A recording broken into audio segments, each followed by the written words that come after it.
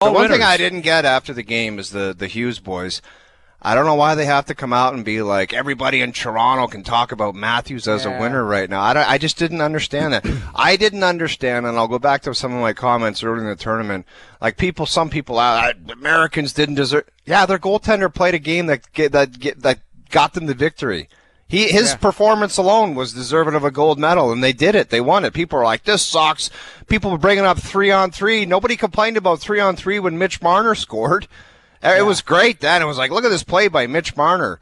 I don't know. I just found some of the commentary after, even from some reputable people in the media, was just ridiculous. Anybody that thinks this is a fair – there's nothing fair in sports. It sucks. At the end of the day, I mean, Brian, I'm sure you've brought it up. We've joked about it on this show. Love 3-on-3, joke, hate 3-on-3, all of that. Would I have loved to see 5-on-5?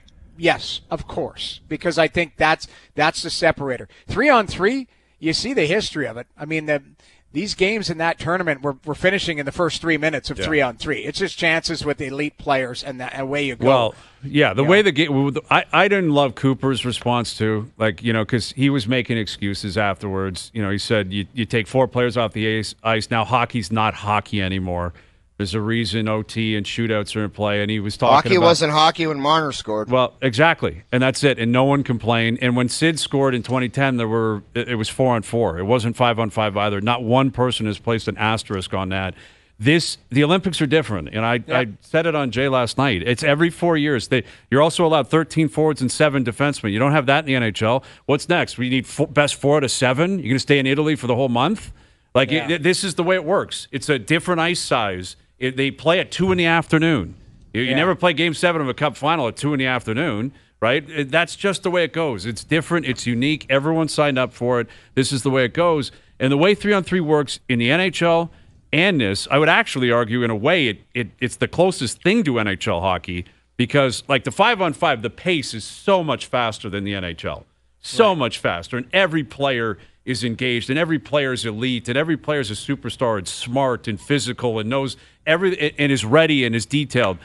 3-on-3 in the Olympics is just like 3-on-3 back home, where what it is effectively like playing heads-up poker where the blinds are out of control and you just got to keep going all in. That's what it is. Yeah. I got King 7, all in. I got 9-10 suited. I guess I'm going all in. And that's what Canada did. Like McDavid tried it. I'm going all in. I'll try to go take so did Jack Makar, Hughes' wife. He couldn't get back in time. Makar said, I'm going all in. Like, that's what he did. He gambled, and he got hurt, and he lost. And that's what happened. They went all in. But, again, my point leading up to this tournament on why I thought Canada would win was because I thought their 3 best players in particular would be the separator.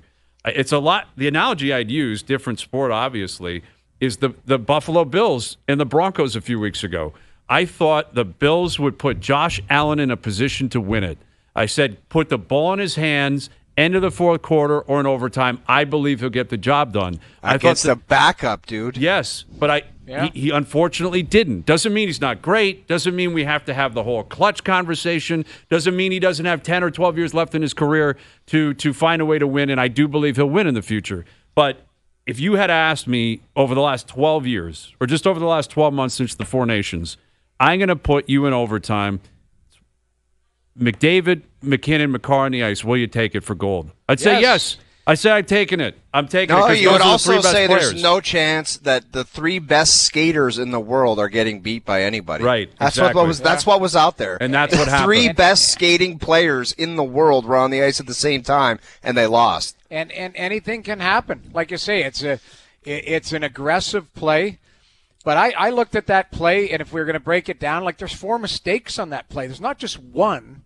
There's 4, at least 3 or 4. I mean, McDavid tries a 1-on-3, and Hellebuck pokes it away. Smart play as Hellebuck, but McDavid tries to wait as McKinnon pokes down. As Makar jumps in, he catches a rut. Great play by Jack Hughes to pop it by, or else it's a 2-on-0 the other way.